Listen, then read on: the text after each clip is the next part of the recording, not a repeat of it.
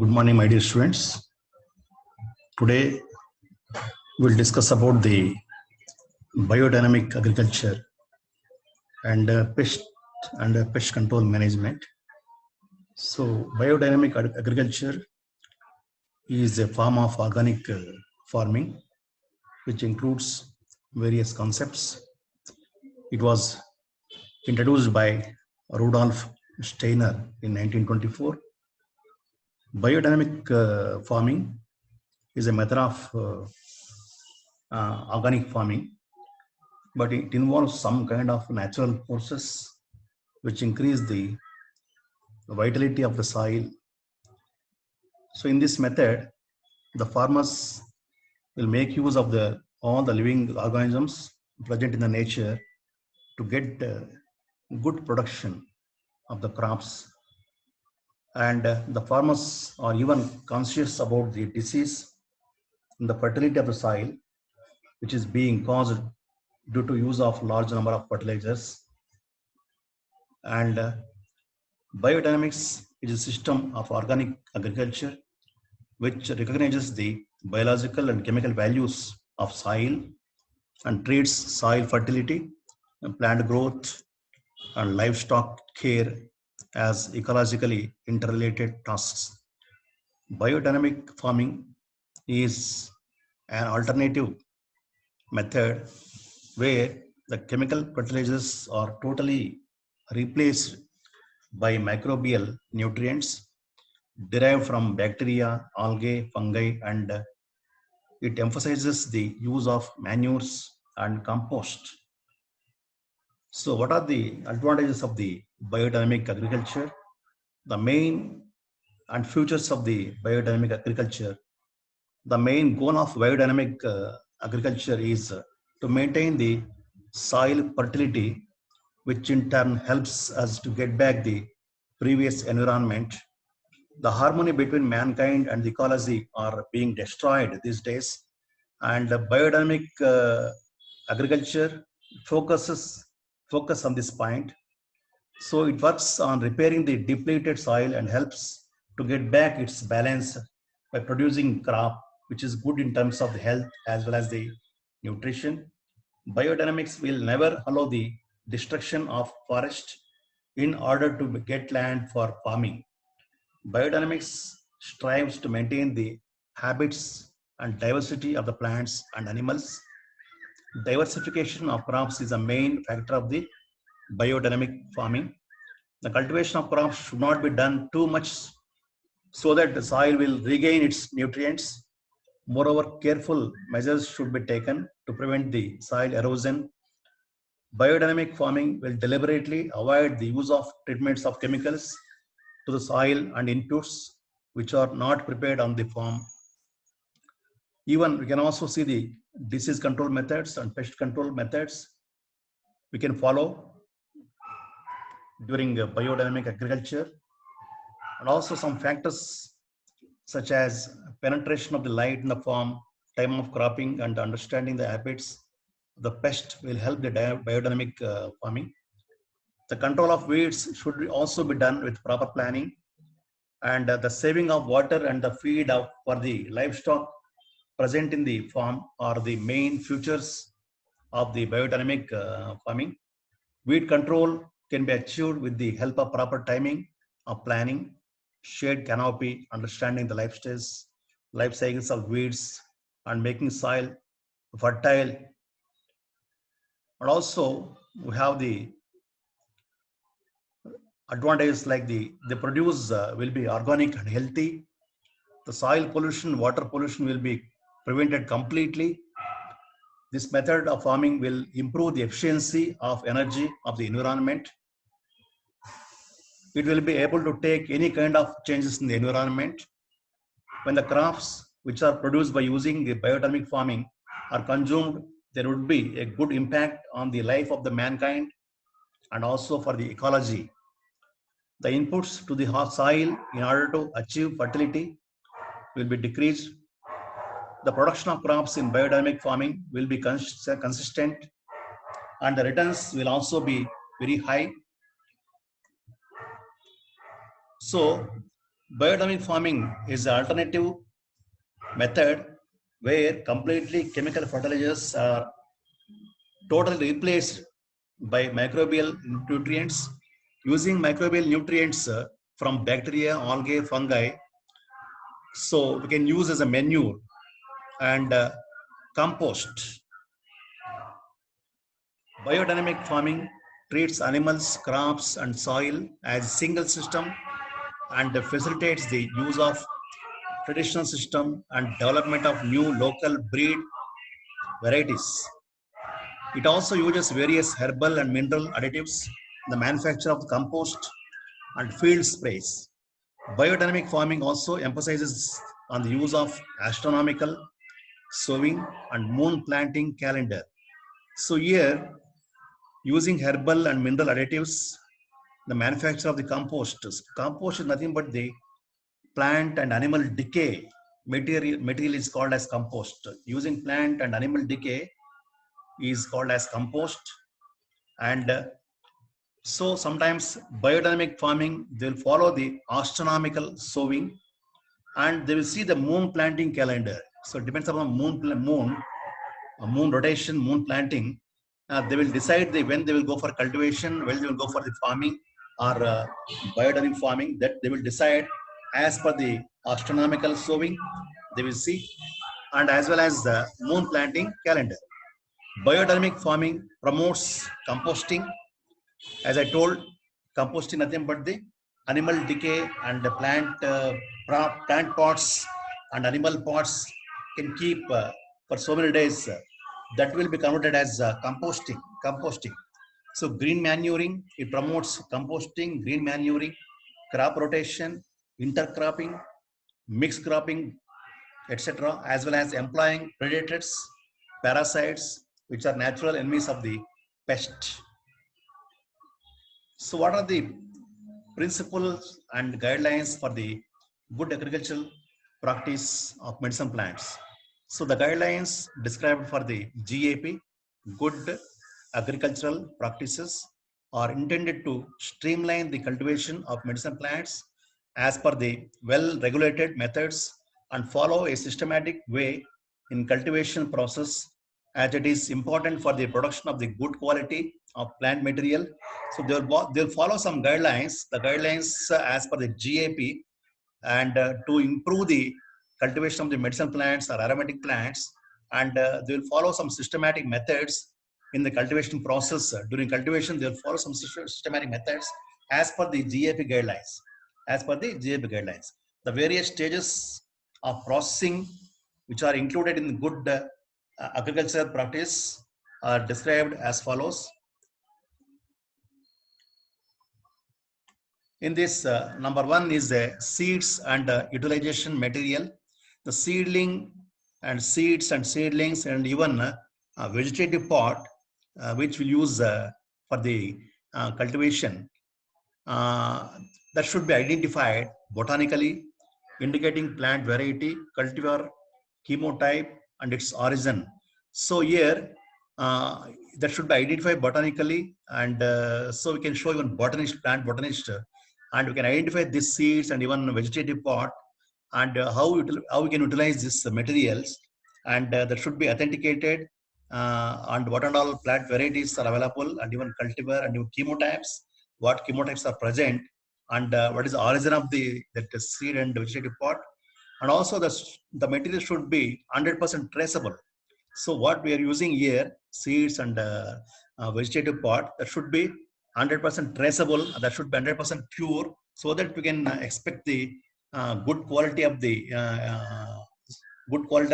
plant-based products, and with good yield. We can expect good yield and with good quality and purity. And here, so the material should be 100% traceable. The seeds and vegetative pot used in organic production should be certified and authenticated. So what and all we are using here, that should be completely certified and authenticated. So from the plant botanist, so that we'll get the good quality of seeds and even vegetative pot for the uh, cultivation. So second is cultivation. So depending on the method of cultivation, growers should be allowed to follow different standards operating procedures for cultivation. Care should be taken to avoid environmental disturbances. The principles of good crop husbandry must be followed, including appropriate rotation crops. So here they will follow sometimes crop rotation. So crop rotation means generally, I think in a year, maybe 2 times or 3 times they may go for a cultivation. So initially one cultivate first cultivation, then first 3 months or 4 months they will go for one type of cultivation, and then afterwards immediately they will not go for same type of cultivation. They will change the cultivation, that is called as crop rotation. They will go for alternative cultivation or crop rotation in between. Then again they will go for the same cultivation, that is called as crop rotation. They will do in between. They keep on changing the cultivation of the crops in between, so that we can expect the with good yield, and even the soil should be highly fertile. And also here they'll follow some SOPs, standard operating procedures. They will follow what and all cultivation doing, and they will follow these SOPs.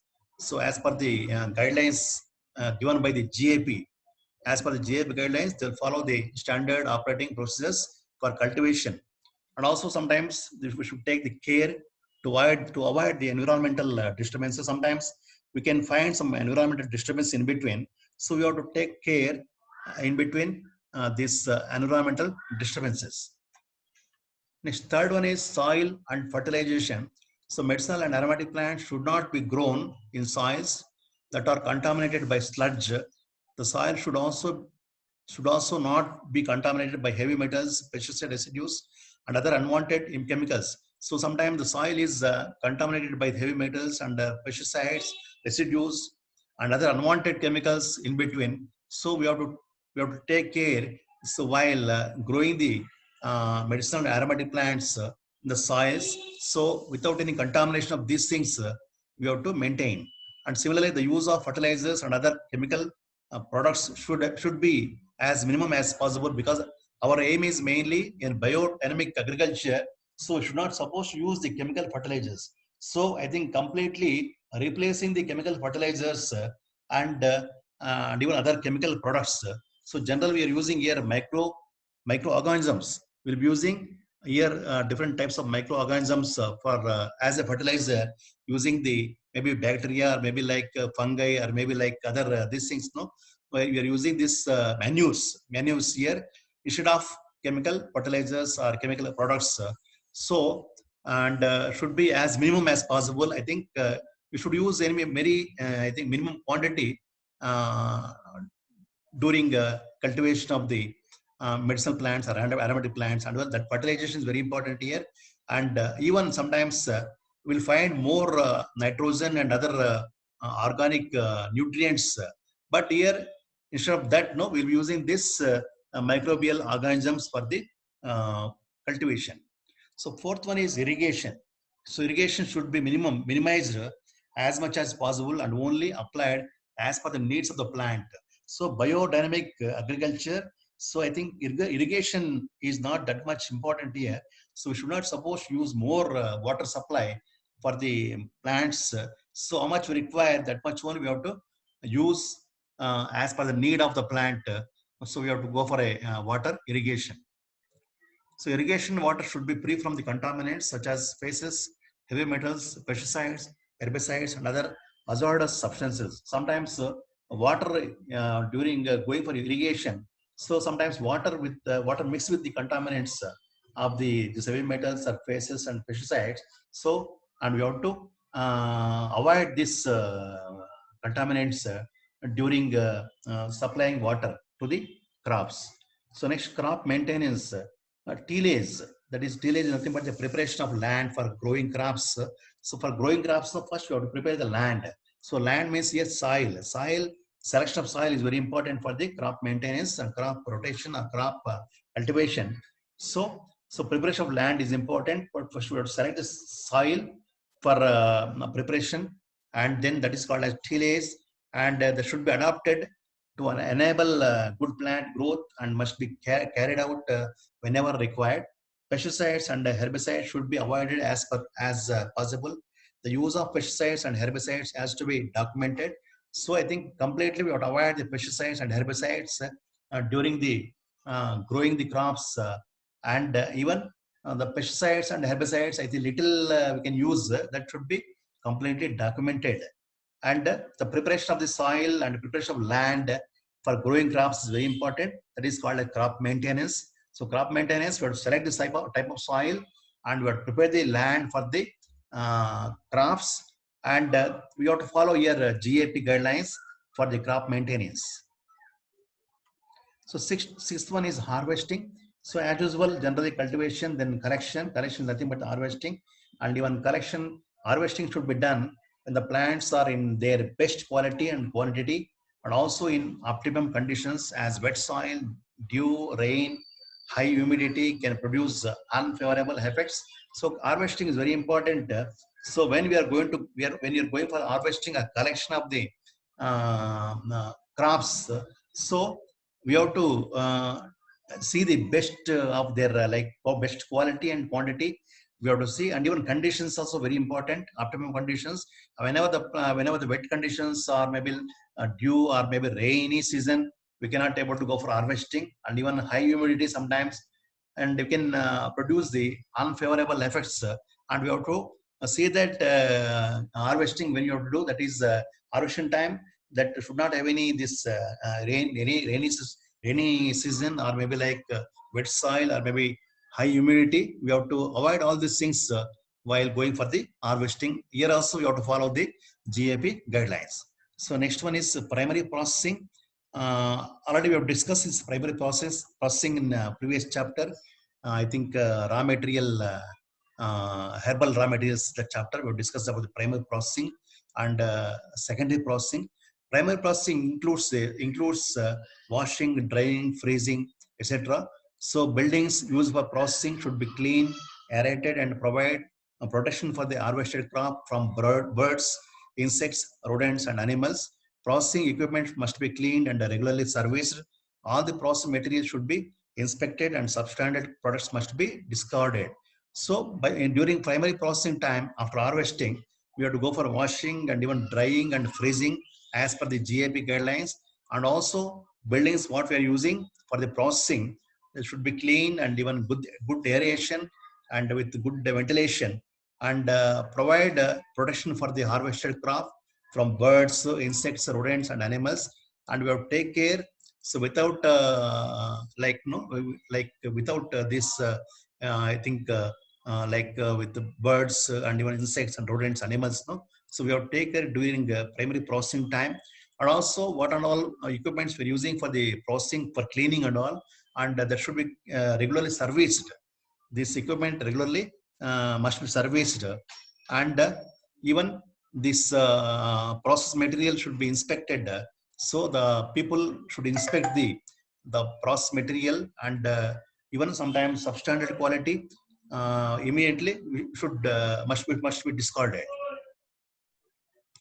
So next is packing. The product should be packed in clean, dry, preferable in new sacks, bags, or cases. So after harvesting, then after primary processing, you have to go for packing. So packing, using here packing in packing time, you have to see that it should be clean and even should be dry. And using the sacks or bags or cases, you can pack, and even sometimes the label must be very clear and permanently fixed and made from non-toxic material. The label we have to mention there, and that should be clear and visible, and so that the label should be permanently fixed, and it should be made from non-toxic material. And sometimes reusable packaging materials should be well cleaned and dried before use, and care should be taken that they do not cause any contamination. And the next one is storage and transport. So packaged goods, materials, and even essential oil should be stored in dry, well aerated building in which temperature fluctuations are controlled and good aeration is provided. So after immediately packing, the dried materials should be stored in a dry place, and well aeration or good ventilation should be provided. And also temperature, sometimes fluctuation, temperature fluctuation will be there, and that should be completely controlled. And even you have to provide the good aeration for the packed dried materials. So even sometimes we have to maintain temperature ranges for the fresh products I think 1 to 5 degrees centigrade we can maintain for the fresh goods, and while frozen products should be stored minus 18 degrees centigrade or below 20 degrees centigrade. For long-term usage, for long-term storage, I think we can maintain the 18 to 20 degrees centigrade below. And even we have to follow the national regulations and transportations guidelines we have to follow during this storage and transportation. So next is staff requirements. Staff requirements, personnel involved in the good agriculture practice should receive adequate training and education related to the nature of work being carried out. The staff who work with the plant materials must have a high degree of personal hygiene. Staff with infectious disease should not be allowed in the rooms. So personal, I think involving, I think staff model we're using for the GAP, even for cultivation, and that the staff should be well trained, and even they should have a good education, and even they should know how to maintain all these things, what and all work they are doing, and even the staff should have a high hygienic condition, maintain the high hygienic conditions during their work process, and even sometimes staff may be infectious with the infectious diseases. No, they should be completely should not allow those people inside the that particular area. Now, next 11th one is the documentation. So all the propagation materials and steps in the production process must be documented, and all these starting materials, the processing steps, including location of the cultivation, have to be documented. So all agreements between producer and buyer should be fixed in written form. So here buyer and producer they both are important, and before cultivation and even collection after harvesting, no.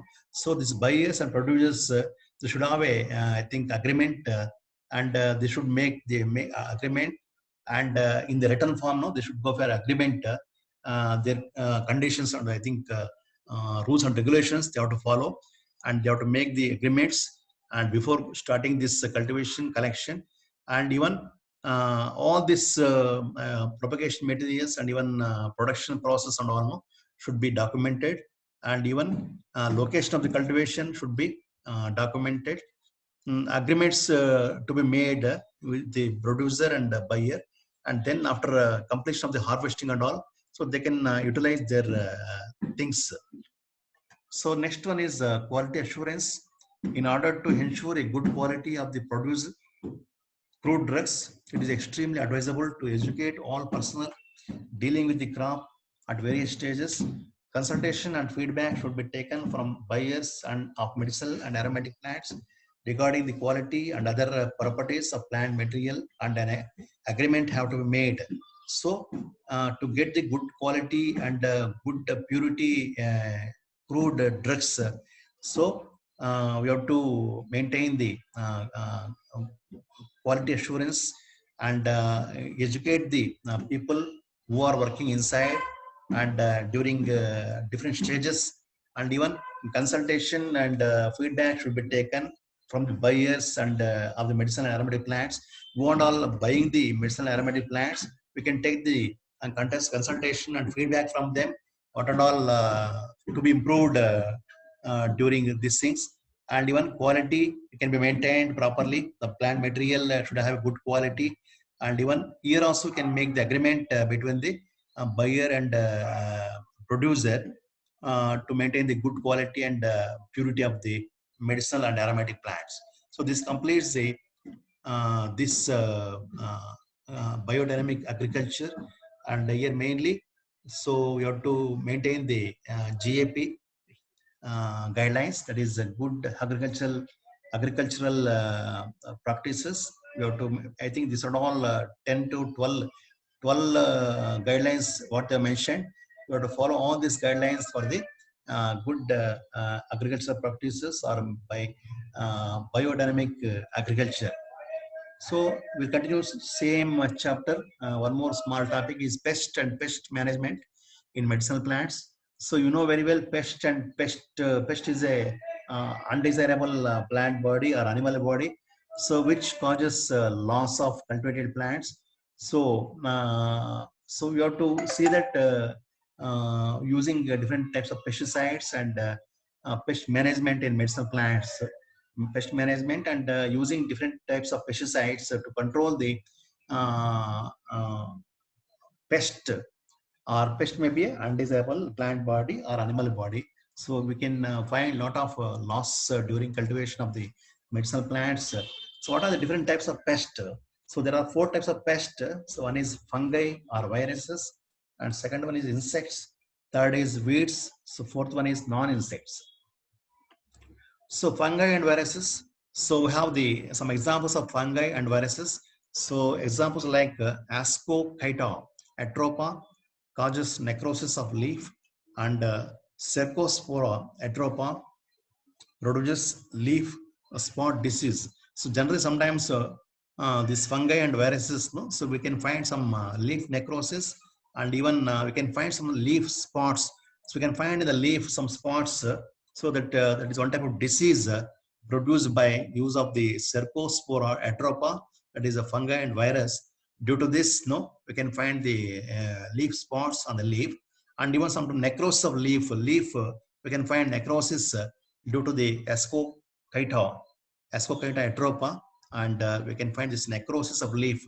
So due to these things, we have to completely avoid this fungi and viruses by using the treatment with the chemical pesticides or other types of pesticides. So next one is insects. Insects such as flea, beetle, flies, moth, cutworms, grasshopper, spiders, termites, etc. They produce significant loss of cultivated plants. So next one is, so here insecticides are available. So we have the chemical insecticides. Applying these chemical insecticides, and we can avoid the loss of the cultivated plants. So third one is weeds. So weed is a undesirable plant body. So it can produce losses more than any other pest or disease. They cause a depletion and shortage of nutrients, water, light, space to the cultivated plants. So weeds are which are present in the uh, along with they grow along with the plants. Any plant they may grow these weeds. They may grow, and what happens this because of the weeds. So here depletion, shortage of nutrients, water, light, and space. So everything completely occupied by the weeds only. So our medicine plants or aromatic plants will not grow properly, because of the, so these weeds only occupy the complete area, and even it absorbs water and even nutrients and even light, space. So all those things they will uh, utilize.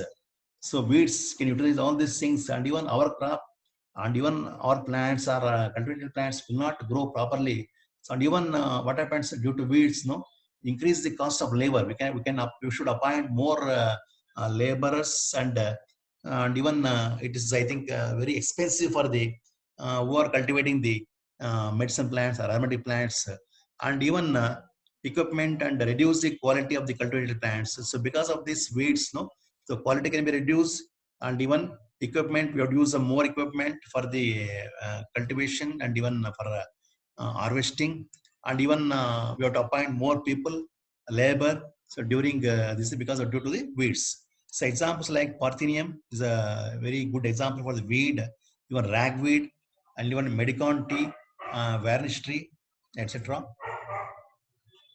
So fourth one is non-insect pest. So insect pests are non-insect pest. So non-insect pests like the vertebrates and invertebrates. So vertebrates like monkeys, rats, rabbits, squirrels, birds, and pigs, and invertebrates like crabs, so snails, mites, and nematodes, etc. So vertebrates animals now they have a vertebral column, and whereas these invertebrates they have lack of vertebral column, and the crabs they do not have the vertebral column. Snails they do not have, mites they do not have, nematodes they do not have. So next, what are the different types of the pest control, methods of pest control? So there are four types of pest control. So one is mechanical control. So mechanical control includes the simple and it is a simple technique by hand picking and even pruning and burning using pest traps, collection and destruction of eggs, larvae and insects, and even construction of the concrete warehouses to protect from rodents and animals. Rats and mouse traps also used. So during mechanical control, very simple technique.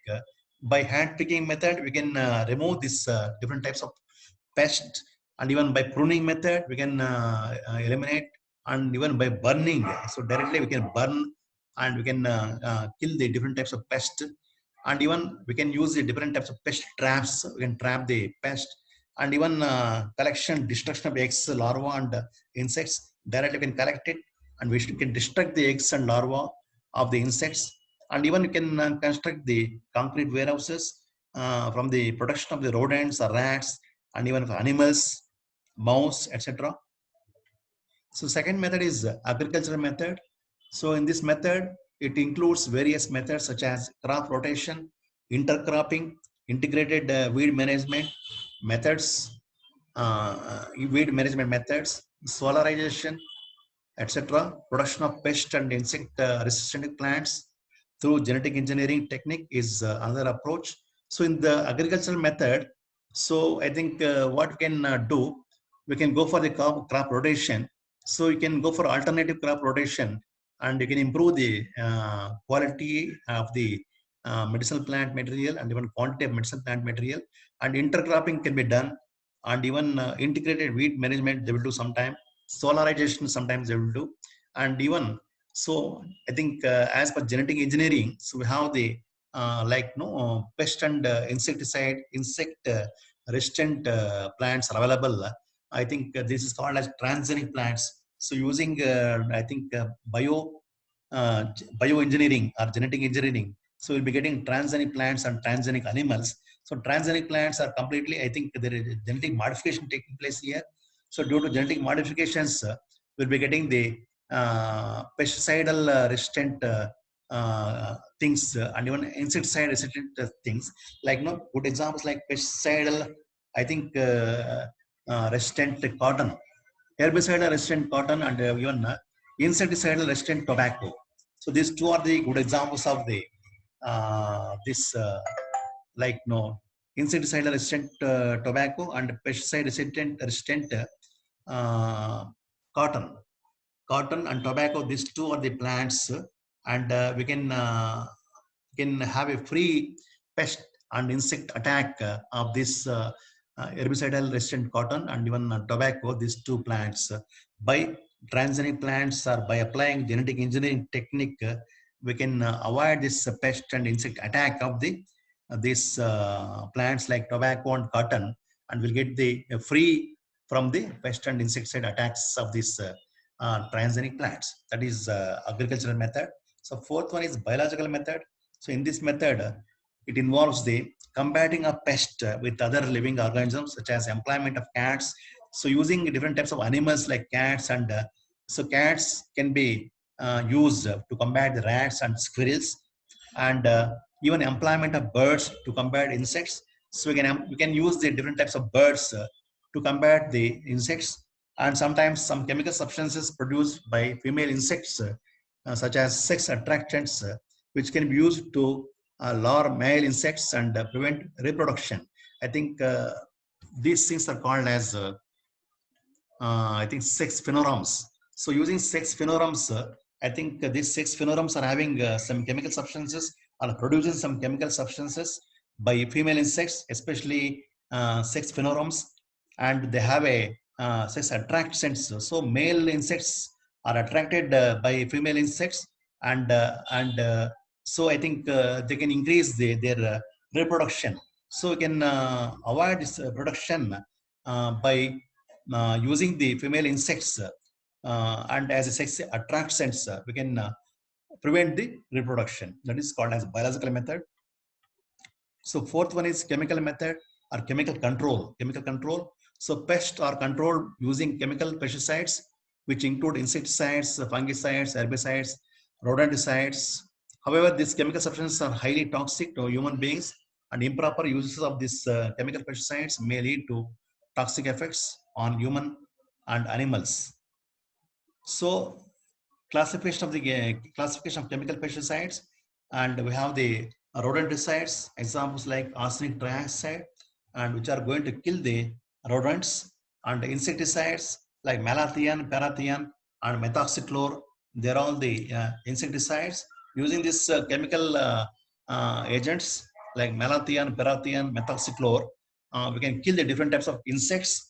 And third one is miticides, so killing mits. I think by using tetra, and chlorobenzolate, using tetra, and chlorobenzolate, we can kill the different types of miticides. And next, fungicides. So using chlorophenols and quaternary ammonium compounds, so we can kill the different types of fungi. And next, herbicides, using 2,4-dichlorophenoxy acetic acid and calcium arsenate, we can kill the different types of the herbicides, herbs. So next is biopesticides and bioinsecticides for pest management. So these are pesticides obtained from the natural sources like microorganisms, plants or animals, insects, and certain minerals. So using these microorganisms and plants, animals, and even insects, and will be calling as a biopesticides or bioinsecticides. Using insecticides like insects, will be calling as a bioinsecticides, and using biopesticides using microorganisms and plants, animals, and certain minerals. So they have the more advantages comparing to the chemical pesticides. So because chemical pesticides are having the toxic in nature, while spraying these chemical pesticides, we can find this they're more toxic in nature. We are spraying this rodenticides or insecticides, miticides, fungicides, herbicides. What we are using here, they're all obtained from the chemicals, and we have to spray these chemical pesticides, of course, and we can get the good yield or high yield will get by spraying these chemical pesticides, by killing this different types of pest. But one side that is advantage, but other side, so actually very toxic to the human beings, because of we can find this contaminations here, and after spraying all these things, we can find these things. I think that's why you have to wash with water several times. This water and all will be using food items, especially like fruits, or maybe like fruits, or like mangoes, or maybe grapes, whatever it may be. I think applying this chemical treatment, we can find a lot of things there, and we have to wash with water several times. So during use of this food items. So in case of biopesticides and bioinsecticides, we are not using these chemical pesticides, and these may be produced by the microorganisms and the plants, animals, and the insects, sometimes minerals. So they have more advantage compared to the chemical pesticides. They are mainly non-toxic in nature, and even humans also. For humans also non-toxic, and even plants also they are non-toxic in nature, and they are easily biodegradable, and this easily biodegradable and do not leave any toxic residues, and because of they do not have any toxic elements, so they are easily biodegradable, and do not have any toxic residues. They are less expensive comparing to chemical pesticides, and they can be grown along with the cultivated medicinal plants. In between, we can grow these biopesticides, bioinsecticides that do not have any contamination, and even they are less expensive. So they are eco-friendly. So these bioinsecticides are eco-friendly, and it will not affect for the soil fertility. It will not affect for soil fertility, and they are eco-friendly. So we can use well this biopesticides or bioinsecticides. Even they are safe to handle and use. They are safe and to handle and use. Uh, so next one is types of biopesticides. So biopesticides are the two types. So one is three types. One is microbial pesticides. They consist of microorganisms. Microbial pesticides can control different kinds of pests and are relatively specific for its target pest. It is reported that some fungi are used to control weeds and insects. So we are using some types of microbial pesticides for killing of the different types of the pest, and even we can control the weeds and insects by applying the microbial pesticides. And next is biochemical pesticides. So these are naturally occurring chemical substances which are obtained from insects and animals, and which have the ability to control the pest by non-toxic mechanism. These include substances like insect sex phenorums. Already we have discussed about the sex phenorums, and the sex phenorums have a this attractants. They have a sex attractants, and the male insects attracted towards this female insects or sex phenorums, and they can increase this reproduction. So we have to control this attack of the male insects. We can reduce the reproduction. So by applying biochemical pesticides, we can applying by using this sex phenorums, and we can control the different types of the ability of the pest and non-toxic things.